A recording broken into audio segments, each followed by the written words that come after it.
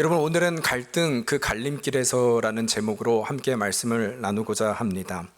전에도 한번 나눈 적 있는 것 같은데요. 여러분, 라이언 킬러라고 하는 이름의 식물이 있습니다.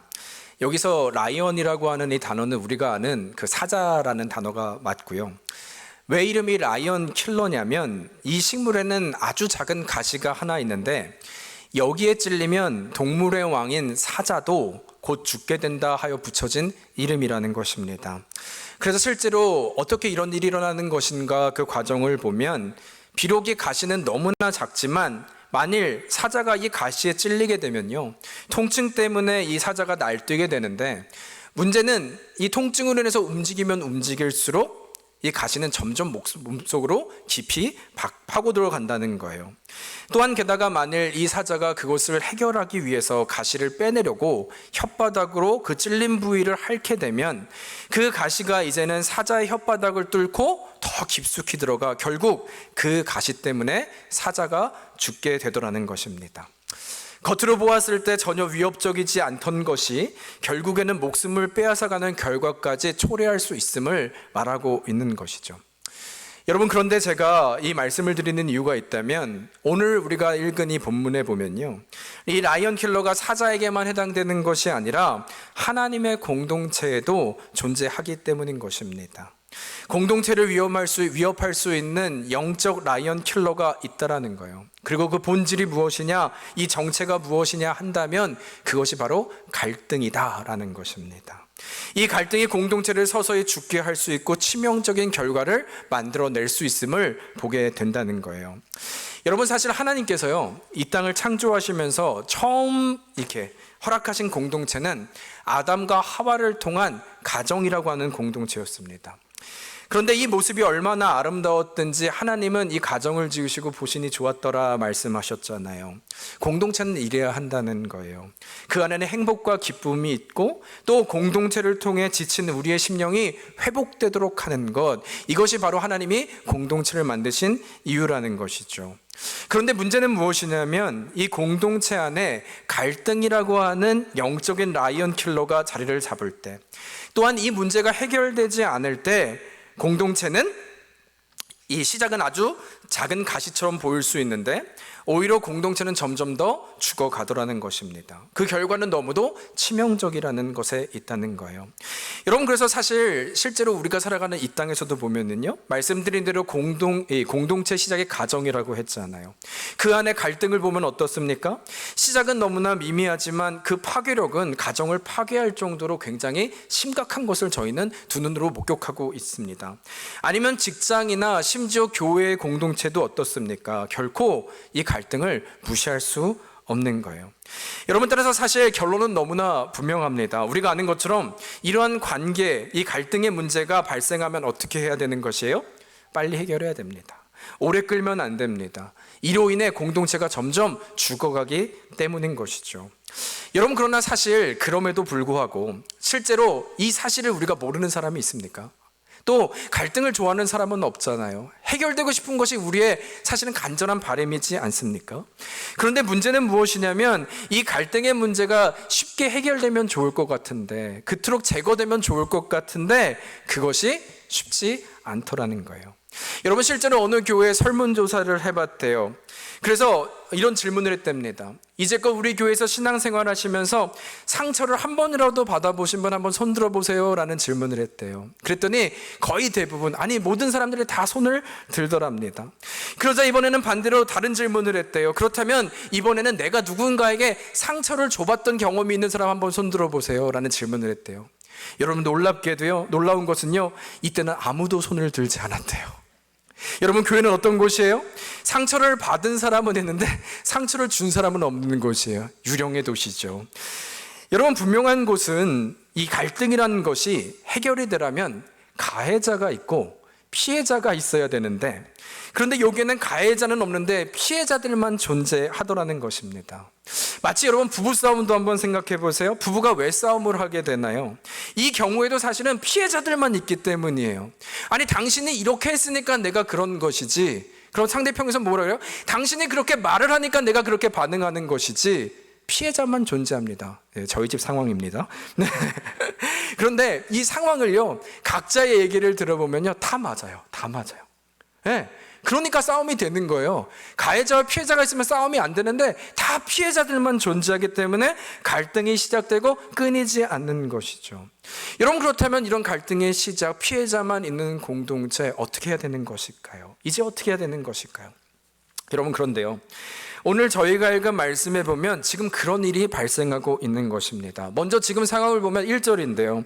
우리가 1절을 같이 한번 읽어볼까요? 시작. 그때에 제자가 더 많아졌는데 헬라파 유대인들이 자기의 과부들이 매일의 구제에 빠짐으로 히브리파 사람을 원망하니.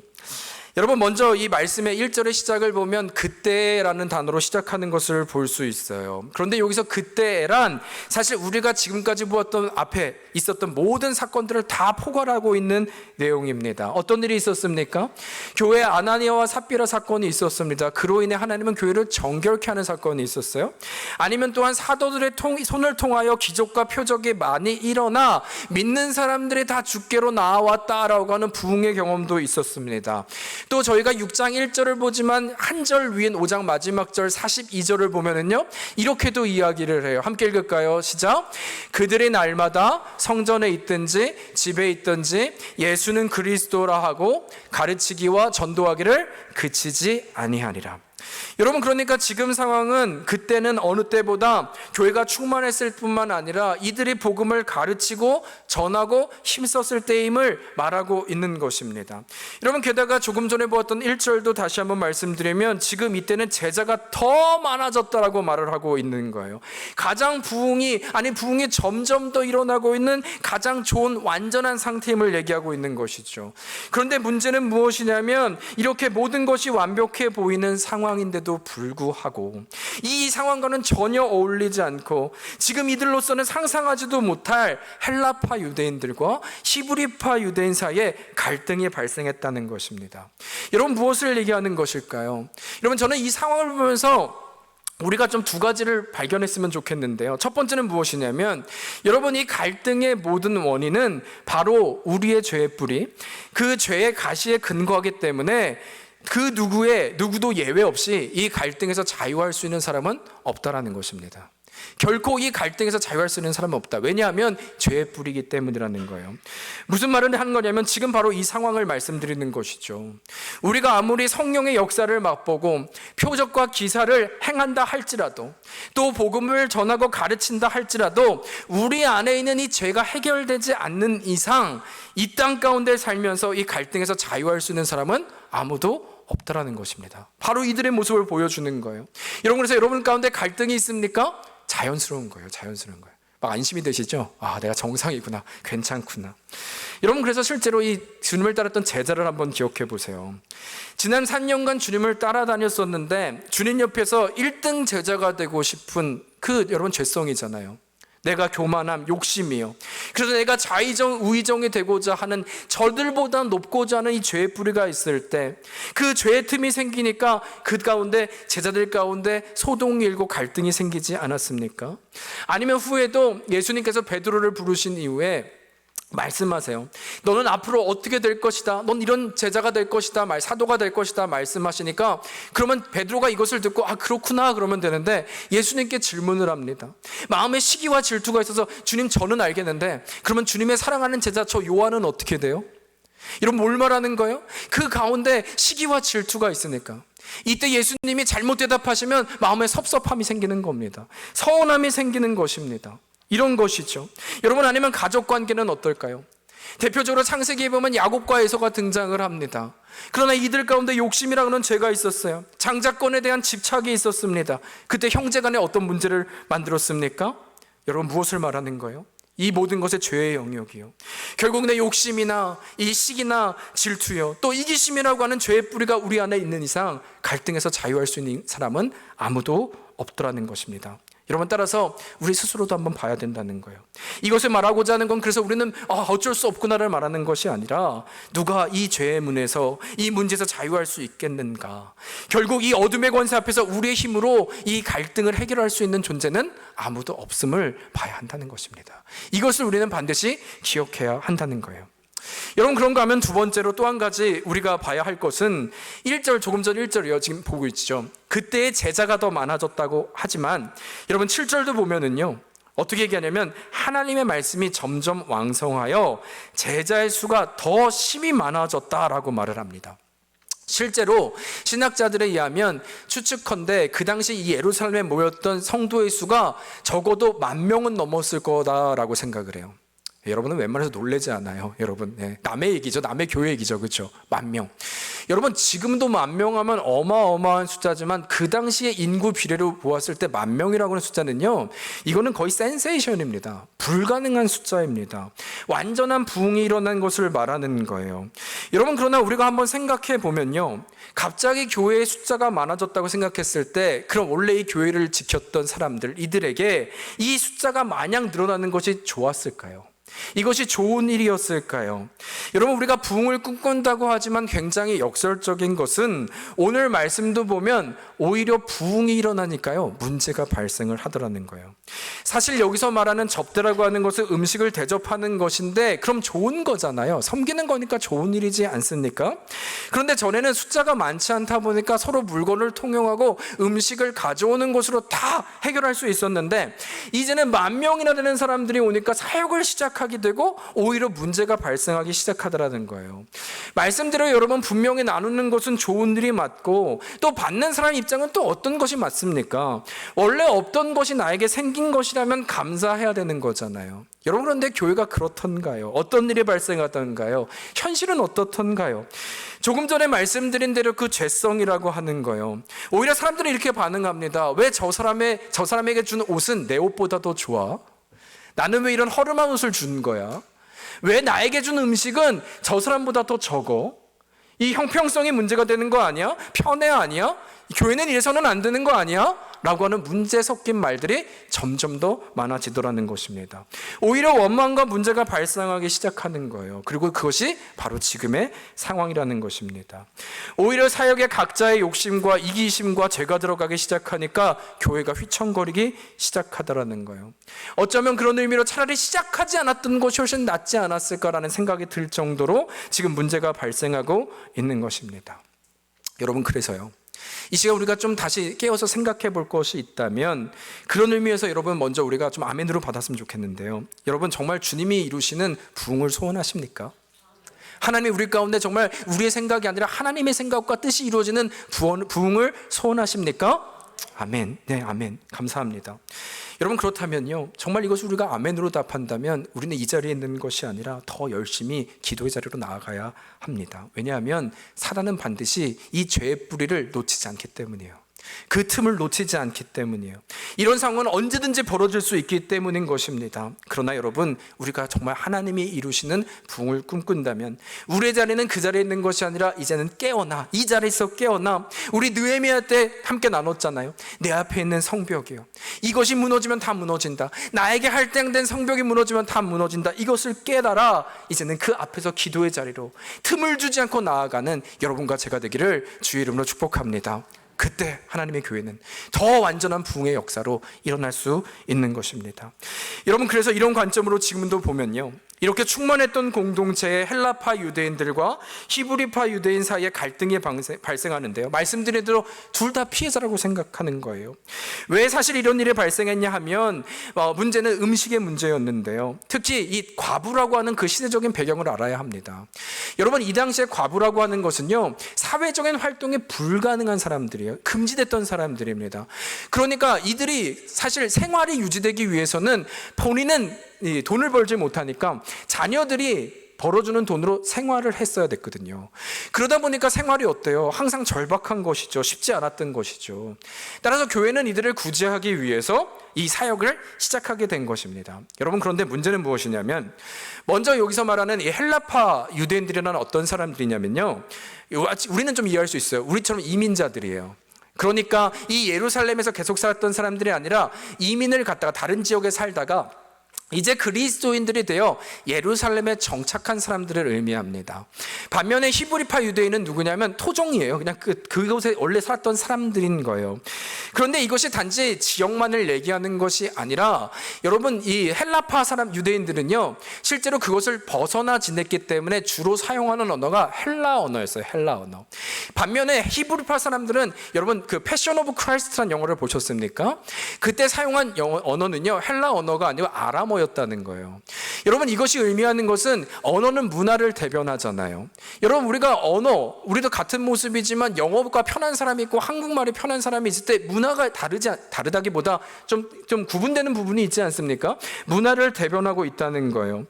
따라서 비록 이들은 한 공동체에 있지만 다른 문화권에 있는 관계도 쉽지 않고 또 쉽사리 그러다 보니까 오해할 수 있는 여지가 너무 쉬운 관계 가운데 놓여 있었다는 것이죠. 그런데 문제는 실제로 이제 그 상황이 터진 거예요. 문제가 발생한 거예요. 그렇지 않아도 이 예루살렘 교회의 가장 대다수는 히브리파 사람들이 차지하고 있었거든요. 그들이 그곳에 살았기 때문인 것이죠. 그런데 이 구제하는 과정 가운데 가만히 지켜보다 보니까 히브리파 과부들을 돕는 그 손길, 그들보다 헬라파에게 하는 것이 더 소홀하게 느껴지는 거예요. 헬라 사람들이 서운해지기 시작하는 것입니다. 왜 우리 과부들을 더 챙겨주지 않지? 우리들을 무시하나? 우리들을 더 어떤 다른 구분하는 것인가? 이런 섭섭함이 찾아오기 시작합니다. 지금 뭐가 되는 거예요? 우리가 피해자라는 거예요. 여러분, 그러나 동시에 또 히브리파 유대인들에게도요, 할 말이 있습니다. 할 말이 있어요. 그게 아니라는 거예요. 여러분, 우리가 이민자니까 좀 더 얘기를 해볼게요. 여러분, 어떤 일을 할 때, 어떤 사역을 할 때 우리도 그렇잖아요. 우리가 같은 미국 땅에 있지만 어떤 일을 할 때 우리도 한국 사람이지만 여러분, 한국말이 편한 우리끼리 하는 게 더 편해요? 아니면 우리 EM권하고, 영어가 편한 EM권하고 하는 게 더 편해요? 해봤어야죠. 우리가 사역을 해봤어야지. 네. 여러분, 사실 우리의 문화와 우리의 정서가 함께 있는, 우리는 아 하면 어하고 어라고 받아들일 수 있잖아요. 이게 훨씬 빨라요. 더 효율적입니다. 또 일을 잘할 수 있습니다.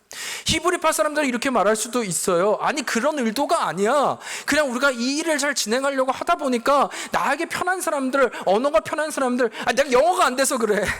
내가 영어가 안 돼서 그래. 그럴 수 있잖아요. 여러분, 둘 다 피해자라는 거예요. 갈등은 어떤 상황이 벌어진다고요? 둘 다 피해자면 생긴다고요. 갈등이 생기고 있는 것입니다. 가해자는 없는데 피해자만 있을 때 둘 다 옳다고 믿을 때 지금 바로 이 상황인 것입니다. 여러분, 누가 잘못한 것일까요? 여러분, 그러나 우리가 이 시간에 좀 분별해야 하는 것은 지금 이 상황을 통해 우리가 봐야 하는 건 시시비비를 가려대는 것이 아니라 이것이야말로 영적인 라이언 킬러라고요. 이것을 우리가 봐야 한다는 것입니다. 사단은 이것을 절대 놓치지 않고 그 사이를 비집고 들어간 상황인 것을 우리는 발견해야 한다는 거예요. 원인이 있다는 것입니다. 여러분, 그렇다면 이런 상황이 어떻게 해야 되는 것일까요? 무엇이 바른 해결책일 수 있을까요? 오늘 이에 대해서 좀 두 가지를 나누고자 하는데요. 무엇보다 첫 번째는 이러한 상황에서 하나님께서는 이들로 교회의 본질을 붙들게 하심으로 공동체를 회복시키셨다는 것입니다. 이것을 기억해야 된다는 거예요. 다른 방법과 다른 것을 통한 것이 아니라 본질을 보게 하심으로 회복시키셨다는 것입니다. 여러분, 그런 의미에서 우리가 다시 한번 좀 1절을 보면요, 1절 다시 한번 읽겠습니다. 한번 읽을까요? 시작. 그때에 제자가 더 많아졌는데 헬라파 유대인들이 자기의 과부들이 매일의 구제에 빠짐으로 히브리파 사람을 원망하니. 여러분, 1절을 보면 여기에 굉장히 중요한 핵심이 한 가지 있는데요, 교회의 본질이 무엇인가에 대한 정의가 나와 있어요. 그때에 누가 많이 늘어났다고요? 제자요. 여러분, 우리는 보통 부흥하면 어떤 이미지를 갖고 있냐면 사람들이 많이 모인 것을 부흥이라고 생각할 때가 있어요. 그러나 성경은 그렇게 말하고 있지 않다는 것이죠. 진정한 부흥은 무엇이다? 제자가 많아지는 것이다. 제자가 되는 것이다. 여러분, 그래서 실제로 우리 주님이 주신 지상명령이 뭐예요? 그러므로 너희는 가서 모든 족속으로 제자를 삼아라. 사람이 많아지는 것이 아니라 제자가 되는 것. 근데 그 제자의 수가 점점 늘어난 이 상태, 이것이 바로 교회의 본질이고 교회의 방향임을 말하는 거예요. 여러분, 그래서 제 뒤에 글자 보이세요? 한번 오랜만에 읽어볼까요? 시작. 예수의 온전한 제자 되어 사명을 감당하는 교회. 이게 우리 방향이라는 거예요. 이게 교회의 본질이기 때문이라는 것입니다. 여러분, 따라서 그렇다면 우리 교회의 본질, 방향이 제자가 되는 것이라면, 여러분, 여기서 말하는 제자란 세상의 방법을 따르는 것이 아니라 제자 되게 하신 분의 음성을 따르는 것이죠. 그분의 뜻을 따르는 것이죠. 세상의 방법으로 가는 것이 아니라, 또 사도들의 제자들이 되는 것이 아니라 예수님의 제자가 되는 것이 제자임을 말하는 것입니다. 이 데피니션을 말하는 거예요. 여러분, 그렇다면 이 상황에서, 이 정의에서 우리가 지금 상황을 한번 보자는 거예요. 그 관점으로 보자는 거예요. 이게 누군가 이런 말씀을 하시더라고요. 여러분, 이런 상황 가운데 우리에게는 옵션이 있다는 거예요. 옵션이 있다는 거예요. 무슨 말이냐면, 이런 상황이 벌어질 때 세상에 접근할 수 있는 방식이 있다는 것입니다. 우리도 이 방식을 따를 수 있다는 거예요. 옵션이 있다는 거예요. 어떤 것입니까? 여러분, 만일 세상에서 이런 문제가 있다면 기업이라면 어떻게 하겠어요? 대책회의를 열겠죠. 그래서 이토록 많은 사람들이, 헬라파 사람들이 서운해한다, 음식을 잘 주지 못해서라고 하면 대책회의를 열고 말하는 거예요. 그러면 우리가 그들을 만족할 때까지 한번 채워줘 보자. 불평과 원망이 없도록 한번 우리가 도와줘 보자. 현실적인 문제를 다루지 않겠습니까? 더 많은 음식을 나눠주면 될 것 아니야. 그러니까 옆에서 누가 말을 하는 거예요. 그럼 더 많은 예산이 필요하겠네요. 그러면 성도들에게 더 헌금을 많이 권유해서 모으면 되겠네요. 또 그것으로도 감당하지 않으면 더 나눠줘 봅시다. 여러분, 굉장히 이건 좋은 일이잖아요. 해봅시다. 이렇게 할 수 있다라는 것이죠. 계속해서 현재 인원 갖고 되겠는가? 그랬는데도 불구하고 더 점점 늘어나면 그 다음엔 어떻게 하면 될까요? 또 회의를 소집하면 되는 거예요. 지금 이 상태로는 안 되겠다. 다시 조직을 개편합시다. 더 획기적이고 더 좋은 모습으로 조직을 개편하고 예산도 반영하자. 또 성도들이 그러다 보면 번아웃 될 줄 모르니까 교대로 3교대로 해서 일을 돌리고, 강제로 팀을 짜서 일을 돌리고. 여러분, 이럴 수 있다는 것이죠. 세상의 방법을 볼 수 있다는 것입니다. 우리에게도 이 옵션이 있다는 거예요. 여러분, 그러나 한번 생각해 보세요. 이 세상의 방법을 따를 때 한번 우리 다 사역들을 해보셨죠? 어떤 일이 일어날까요? 이 사역이 끝이 없으면 어떻게 될까요? 말씀드린 대로 이 좋은 일과 기쁜 일이 끝이 없이 일이 되기 시작할 때 이제는 더 이상 행복한 것이 아니라 고문으로 우리에게 다가와요. 번아웃이 찾아옵니다. 여러분, 그런 경우 믿지 않으십니까? 그럼 어떤 일이 있어요? 불평과 원망이 일어나기 시작하죠. 그리고 누군가는 말할 것입니다. 우리 좀 그만해야 되지 않겠어? 언제까지 이것을 할 거야? 차라리 이럴 바에는 이게 누구를 위한 것인가? 아니, 할 사람은 하고 하지 않을 사람은 하지 말지. 그리고 또 누군가는 설득할 때 분쟁이 일지 않겠습니까? 여러분, 이러다 보면 극단적으로 어디까지 갈 수 있겠어요? 난 이런 교회 가지 않을 거야. 난 이런 교회 가지 않을 거야. 나랑 이건 맞지 않아. 여러분, 이것으로 교회가 깨질 수도 있을까요? 없을까요? 있어요.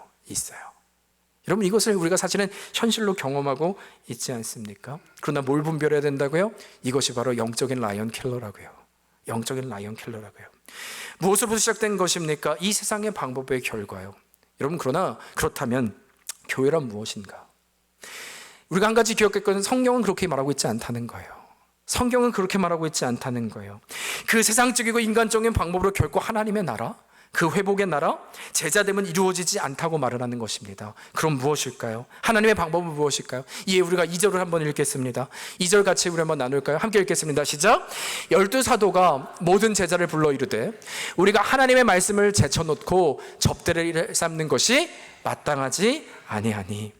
여러분, 지금 한 가지를 사도들을 통해 하나님의 말씀하시는데, 이 제자됨의 본질은, 이 갈등의 회복은 하나님의 말씀을 통해 이루어질 수 있음을 선포하고 있는 것입니다. 여러분, 다시 말하면 교회란 어떤 곳이냐? 교회란 세상에 말하는 어떤 경영학의 기술을 갖고 와서 있는 것이 아니라는 거예요. 교회란 어떤 관계의 기술을 통하여 우리가 화목함을 이루는 것이 아니라, 심리적인 치료를 통하여 우리가 세상에 말하는 그 방법으로 나아가는 것이 아니라, 무엇을 통하여? 하나님의 말씀이 임하면, 하나님의 말씀이 우선순위가 되면, 하나님이 직접 그 말씀으로 다스리기 시작하면 이 죄의 문제는 뽑히기 시작하고 회복의 공동체로 이루어 가신다, 우리에게 말씀하고 계신 줄 믿습니다. 이런 것에서 이것이 어떻게 가능할까요? 히브리서 4장 12절을 보면 이 말씀이 무엇인지에 대해서 우리에게 고백하시죠. 같이 4장 12절입니다. 시작. 하나님의 말씀은 살았고 운동력 있어 좌우에 날선 어떤 검보다도 예리하여 혼과 영과 및 관절과 골수를 찔러 쪼개기까지 하며 또 마음의 생각과 뜻을 감찰하네. 다시 말하면 뭘 얘기하는 것입니까? 여러분, 하나님의 말씀은 살아있어서 어떤 역할을 하냐? 좌우에 날선 검보다도 예리한 이 말씀이 혼과 영과 관절과 골수를 쪼갤 뿐만 아니라 마음의 생각과 뜻을 감찰한다고요. 종합적으로는 제가 지금 나열한 이 단어의 공통점은요, 다 눈에 보이지 않는 거예요. 아무도 우리가 겉으로 판단할 수 없는 겁니다. 그러나 놀라운 건 뭐예요? 이 말씀이 우리의 생각과 마음과 뜻을 감찰하고 쪼개고 다스리기 시작한다는 것입니다. 따라서 교회는 능력은 무엇이냐면 우리에게 문제도 있고 갈등도 있고 해결책이 보이지 않을지라도 세상의 방법을 착하는 것이 아니라 그럴수록 더욱더 하나님의 말씀에 살았고 운동력 있는 그곳으로 나아가 살아있는 말씀이 되도록 하는 것, 그 말씀에게 나아가 하나님의 말씀이 직접 우리에게 말씀하시도록 돕는 것, 이때 우리가 그 믿음으로 나아갈 때 성령님께서 오직 성령이 임하시면 이 모든 것을 하나님이 다루어 주실 것을 믿고 나아가는 공동체, 그 안에 회복이 있음을 말씀하고 있다는 거예요. 세상의 방법이 아니라 세상과 구별된 하나님의 교회의 방법을 말하고 있다는 것입니다. 여러분, 그래서 보세요. 지금 문제는 시작은 헬라파 과부와 히브리파의 과부의 문제로 시작됐죠. 그런데 사도들의 결정은 뭐하고 있어요? 이들을 불러다가 지금 조언하고 있지 않아요. 너희 왜 그래? 일로 와. 헬라파 리더, 히브리파 리더 일로 와. 왜 이래? 손잡아, 악수해, 화해해. 세상의 방법이죠. 이루고 있지 않다는 거예요. 왜입니까? 말씀드린 것처럼 영적인 라이언 킬러이기 때문이에요. 죄성이기 때문이에요. 여러분, 인간의 힘으로 그것을 화해한다 한들 그것이 해결될까요? 아니요, 여러분, 더 덧나던데요. 우리 인간적인 힘으로 하면 더 덧나던데요. 그러나 사도들은 알았다는 것이죠. 이것이 죄의 영역이라면 결코 인간의 방법이 아니라 하나님의 살았고 운동 있는 말씀이 각자의 심령에 터치되기 시작할 때, 하나님의 일하심을 믿기 시작할 때, 개입하여 주심을 믿을 때, 그 안에 답이 있음을 알고 나아가기 시작할 때, 그 믿음의 본질로 들어가기 시작할 때 이 모든 것들은 이루어진다. 여러분, 그래서요, 아모스 8장 11절인데요 하나님이 우리에게 주시는 말씀이에요. 한번 더 읽어볼까요? 시작. 주 여호와의 말씀이니라. 보라, 날이 이를지라 내가 기근을 땅에 보내리니 양식이 없어 주림이 아니며 물이 없어 가람이 아니요 여호와의 말씀을 듣지 못한 기갈이라. 여러분, 보이십니까? 기근이 땅에 보내리니, 기근이 임하는데 그 이유는 양식이 없어서가 아니고 주림이 없어서가 아니고 물이 없어서가 아니라 뭐가 없어서? 여호와의 말씀이 그곳에 있지 않기 때문에 이 문제가 일어난다. 교회는 여호와의 말씀이 중심이 되지 않을 때 반드시 고갈될 것이다. 반드시 힘들 것이다. 반드시 이 어려운 일들이 있을 것이다. 그러나 이 말씀이 회복될 때 하나님은 그 안에 일할 것임을 우리에게 약속하고 있다는 것입니다. 여러분, 그래서 오늘도 그 결과를 한번 보세요. 조금 전에 읽은 것처럼 2절이요 12사도가 모든 제자를 불러 이르되 우리가 하나님의 말씀을 제쳐놓고 접대를 일삼는 것이 마땅하지 아니하니. 여러분, 보이실지 모르겠는데요, 저는 이걸 보면서 이거구나 라는 생각이 들었어요. 무슨 말이냐면, 여러분, 12사도가 지금 모든 제자를 불러놓고 말을 하는데 우리가 하나님의 말씀을 제쳐놓고 이 음식을 나누는 것에 집중한 것은 마땅하지 않다. 이 말은 내가 잘못했단 말하고 있는 거예요. 지금 10,000명이나 되는 사람들 앞에서 내 잘못을 인정하고 있는 거예요. 여러분, 이것이 쉬웠을까요? 리더로서 쉬웠을까요? 그런데 놀라운 것은, 만약에 사람이 누군가에게, 사도들에게 당신 왜 그럽니까? 당신 이 문제에 대한 책임을 져야 되지 않습니까? 해결책을 내야 되지 않겠습니까? 그랬으면요, 상처됐을 것 같아요. 힘들 것 같아요. 근데 놀라운 건 하나님의 말씀이 임하기 시작하고 깨닫게 되니까요, 여러분, 하나님이 말씀하시면 아프지 않아요. 하나님이 말씀하시면 아프지 않아요. 회개의 자리까지 마땅하지 아니하다, 우리가 잘못하였다, 그 누구도 상처받지 않고 그 누구도 원망하지 않고 스스로가 하나님의 다루심 앞에 이 문제들을 해결하고 있다는 것이죠. 여러분, 사도뿐만 아닙니다. 4절에서 6절을 보면 이렇게 얘기해요. 우리는 오로지 기도하는 일과 말씀 사역에 힘쓰리니 그 결과를 봅시다. 온 무리가 이 말을 기뻐하며 믿음과 성령이 충만한 사람 스데반과 또 빌립과 브로고로와 니가노르와 디몬과 바메나와 유대교에 입교했던 안디옥 사람 니골라를 택하여 사도들 앞에 세우니 사도들이 기도하고 그들에게 안수하니라. 여러분, 놀라운 것은 정말 이 결정 가운데 오로지 기도와 말씀으로 힘쓴 결과 이 믿음과 사람들이 모두 다 기뻐하였다 말할 뿐만 아니라, 여기서 또 한 가지 놀라운 것은, 여러분, 7명의 집사를 세우잖아요. 지난번에도 한번 말씀드린 적 있지만 7명 사람들의 특징이 하나 있다고 그랬죠. 여러분, 지금 이 예루살렘의 교회는요, 대다수가 히브리파 사람들이라는 거예요. 그런데 이 이름들의 특징이 있습니다. 제가 이렇게 말한 이유가 있겠죠. 히브리파 사람이었을까요? 헬라파 사람들이었을까요? 헬라파요. 여러분, 만일 인간적으로 생각해 보세요. 오케이, 집사 세우자. 모였습니다, 리더들이. 그래, 공평해야지. 너희가 반, 7명 중에 너희 헬라파에서 반 리더 뽑고 집사 뽑고, 반은 헬라파에서 반, 히브리파에서 반 뽑자. 이게 형평성 있지 않습니까? 아니면 이게 또 짝수야지 맞는데 누가 그럼 4명 할 건데, 문제가 생길 수 있잖아요. 그러면 기간을 두고 1년은 너희가 하고 교대로 1년은 우리가 하고, 이런 게 말이 됩니까? 여러분들 이럴 수 있는 옵션이 있잖아요. 그런데 놀라운 것은 하나님의 말씀이 임하자 그 누가 말하지 않았는데도 이 일에, 이 결정에 오히려 소외되고 왜곡됐다고 하는 그들을 자원하여 세워줌으로 공동체가 회복될 뿐만 아니라 모든 이들이 기뻐하였더라. 오로지 기도와 말씀이 일한 결과, 말씀으로 낳은 결과 이 놀라운 열매를 보고 있더라는 것입니다. 누가 하셨어요? 하나님의 말씀이 임하기 시작할 때 성령님이 운행하시고 다스리는 능력인 줄 믿습니다. 여러분, 그런 의미로 우리가 좀 기억했으면 좋겠어요. 우리 안에 문제 있을 수 있어요. 우리 안에 여전히 해결되지 않은 죄의 문제가 있잖아요.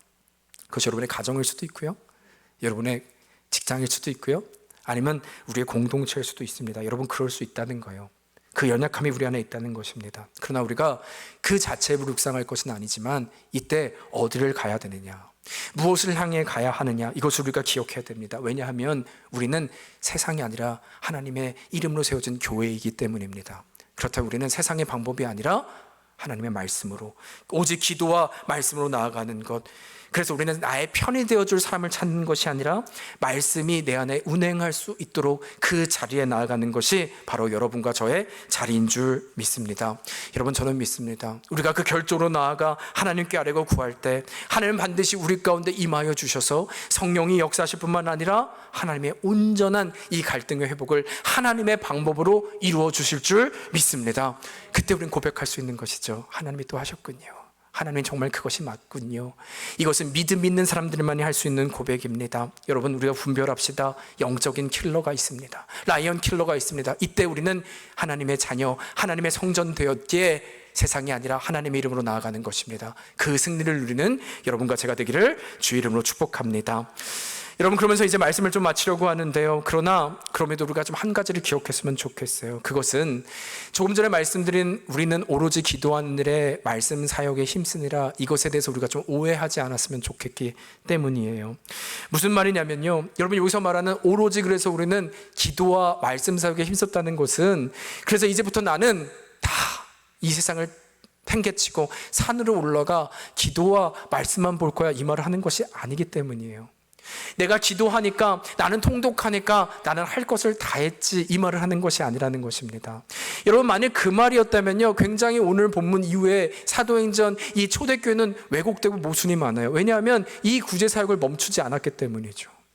여러분, 오로지 기도하는 것과 말씀 사역에 힘쓴다는 것이 흑백 논리라면요, 이제는 이 구제사역 멈추고 없애는 게 정상이라는 것입니다. 그런데 그러지 않고 있다는 거예요. 무엇을 의미하는 것이냐면요, 여러분, 하나님이 주시는 오로지 기도와 말씀 사역에 임한다고 하는 것은 나에게 기도와 말씀을 통하여 이것이 복음과 선포하는 사역이라면 이제는 내 삶 가운데 그것이 열매가 되어 나눔으로 내가 선포하는 복음은 증명되어야 된다, 그 말씀으로 살아야 된다를 말하고 있는 거예요.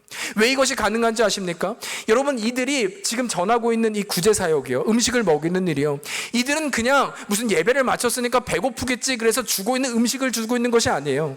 아니면 우리가 친교의 목적으로 그래도 어떻게 그냥 친교해, 모여서 밥이 있어야지 친교하지, 이런 목적으로 지금 구제한 것이 아니기 때문이에요. 왜 그러냐면 이들이 정말 이 사역을 한 이유는 마태복음 25장에 보면은요, 예수님께서 이런 얘기를 하세요.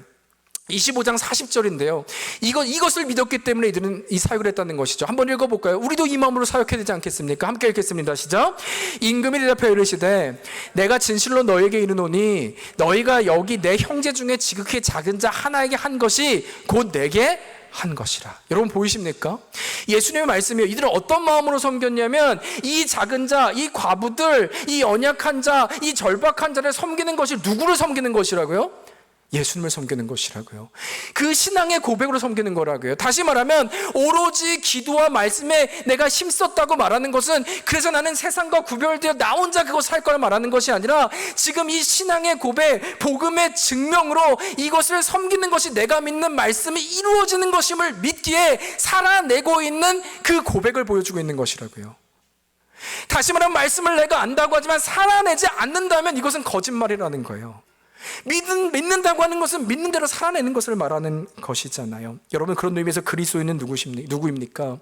그리스도인은 그래서 호칭이 아니라 우리의 정체성이라면 복음은 선포돼야 되는 것이 맞는 것이고, 그렇다면 우리는 떡을 나눔으로 우리가 선포하는 복음이 증명돼야 한다는 것입니다. 여러분, 그때 하나님의 나라는 이루어집니다. 그때 오늘 마지막 그 7절에도 보면요, 말씀이 점점 왕성하여 예루살렘에 있는 제자의 수가 더 심히 많아졌을 뿐만 아니라 마지막에 보이세요? 누구도?